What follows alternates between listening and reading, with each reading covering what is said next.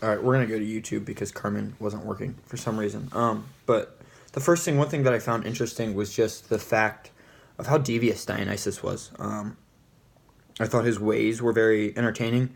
From the beginning when he doesn't really resist arrest because he knows he's going to be able to break out of it super easily, or getting Pantheus to tie up a bull instead of him and fooling him completely with that, or even tricking Pantheus into stripping his masculinity and basically killing him or getting himself killed. I thought that was very interesting, and I really like that writing style. And so I think that just it was very interesting. Would be very interesting to see unfold on stage. Two values that I found. Were just this balance between control and freedom. Both Dionysus and Pantheus had these seats of power, but weren't willing to give those underneath them the freedoms needed to kind of keep that power because they were both so power hungry. So I thought that was very interesting. And then another one was just this mutualism or lack thereof, both between man and woman and man and God. They're both trying to mutually live together, but there's not capable of. And so that was at least evident to me. I don't know if that was a correct answer or not, but I think that's really something that I picked up on. Answering the third question, one thing that I didn't quite understand was just this relationship that everybody had, or not everybody, but there was definitely some relationships that were vital to understand, and I didn't pick up on them at first until I really looked at a family tree. And so to see that and understand that from the beginning, I think would have helped me just understand the story more and not have to go back as much.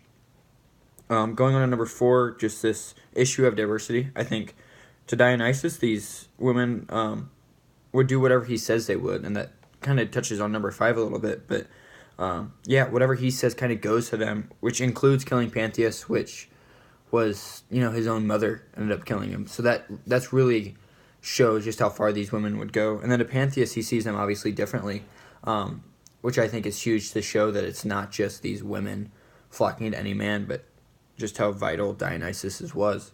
Going on to number 5, it's interesting because I was just talking about Elvis to someone earlier this week, but in his prime, Elvis was really just a symbol that women would flock to.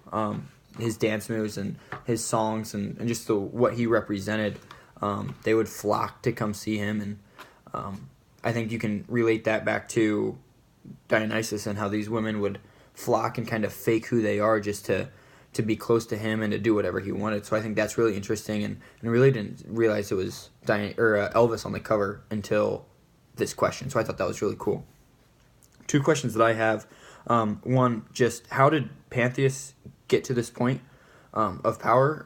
Obviously, because there are some family ties there, so I think it'd be really interesting to see kind of his story and how he got from being born to having this power to ended up getting himself killed. And then the second one, I just really didn't understand the point of the chorus in the play. And so I'd love to kind of understand that more and figure out why they were part of it, and also what role on an actual stage they represented, because I think there is a difference between being on stage and just being in the book.